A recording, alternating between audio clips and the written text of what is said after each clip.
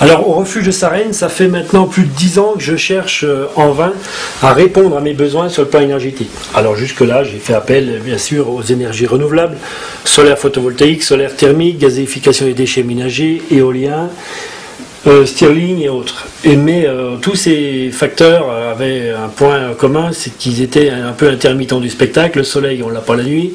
Le vent, c'est de temps en temps. Et sauf les déchets ménagers sur la combustion par Stirling, mais coûteux et ensuite assez difficile à entretenir. Puis je vous invite à tous aller sur internet faire Tariel Caparnadze Generator. C'est un générateur d'ondes scalaires qui permet en fait d'extraire l'énergie de la Terre, du champ magnétique terrestre au niveau des particules et de s'inspirer de la rotation de la Terre. Effectivement, jusque-là, on s'est inspiré du Soleil qui lui, malheureusement, minimum entre 8 à 10 heures par jour disparaît, alors que la rotation de la Terre, qu'elle soit de jour ou de nuit, elle se poursuit puisque la Terre poursuit sa course. Donc qu'est-ce qu'on fait? On va chercher des particules dans le sol qu'on amène sur une bobine primaire, dite bobine de Tesla, et ensuite sur un tube de cuivre. On va saturer ce tube de cuivre, c'est pas n'importe quel cuivre, c'est un cuivre appauvri en oxygène, moins de 5 ppm d'oxygène. Ensuite on a une première gaine en fait en anneaux de ferrite de la 3C90 qui viennent filtrer ces particules, et ensuite une série de bobines qui par résonance en fait vont nous permettre d'obtenir de la surinité.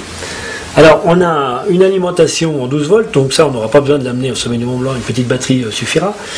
Ensuite un générateur tout simplement haute tension pour faire de la haute tension qui arrive dans ce noyau primaire, puis une bobine primaire qui elle est bobinée en caducée, et deux bobines, une bobine de modulation et une bobine de sortie. La bobine de modulation va permettre d'obtenir la résonance au sein de l'état de la matière. La démonstration, on entend très bien le travail ici de l'éclateur, donc qui permet en fait de saturer la bobine de base, puis ensuite on voit très bien le courant qui arrive sur ce petit appareil, voilà, qui nous permet après d'ajuster tout simplement sur une capa la résonance des bobines L1 et L2. Et le résultat, on le découvre ici, puisque ça, on s'en sert de dissipation pour prouver la surinité. La surinité ici, elle est évidente, puisqu'en consommant 120 à 130 watts, comme on l'a vu tout à l'heure, on arrive déjà par la démonstration à éclairer globalement 2 kW. Alors, c'est peut-être pas tout à fait 2 kg, peut-être 1,7 kg à 2,1 kg. Il n'empêche qu'aujourd'hui, on sait faire marcher ce type de résistance. Et l'idée serait de monter au sommet du Mont Blanc avec une petite batterie, réduire l'encombrement de ces deux pièces, puisqu'en fait on n'a besoin que de ces deux pièces pour pouvoir créer l'énergie à partir d'une batterie de 12 volts, et faire de l'eau chaude à volonté. Alors, tous ces principes-là sont des principes connus, éprouvés depuis quelques années. Qu'est-ce qu'on attend pour les mettre en œuvre? En fait, il n'y a pas vraiment la volonté. La résonance, elle est assez simple à obtenir. Aujourd'hui, on a quand même un système de capa qui est assez simple. On a des matériaux qui sont appauvris en oxygène. En termes d'électronique, c'est pas très compliqué.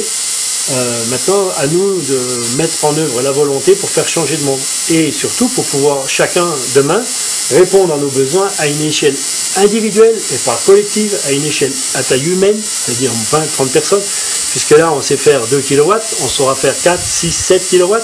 Après, il y a déjà des générateurs de 100 kVA sur ce modèle-là. Je pense que si on en avait les moyens, on pourrait faire des générateurs de 105 kVA sans aucun souci. Mais n'attendons pas qu'on nous apporte la solution, c'est à nous, par réseau, par capillarité, par une intelligence collective souterraine, de faire émerger des solutions plutôt que d'être dans l'opposition systémique. Eh bien, apprenons à contrôler notre avenir au travers de la consommation. Et puis, si on veut un jour tout simplement s'affranchir du nucléaire, eh bien, il faudra d'abord répondre à nos besoins, se débrancher. On ne peut pas critiquer la prostitution et tous les soirs se taper une pute. On est bien d'accord. Eh bien, c'est ce que font les 2/3 des écolos attardés qui critiquent le nucléaire et qui tous les soirs sont branchés chez EDF. Moi, j'ai au moins cet avantage de répondre à mes besoins et de ne pas être accordé au réseau. Donc, je peux me permettre de critiquer le nucléaire. Mais on ne peut pas d'un côté le critiquer et de l'autre côté être consommateur.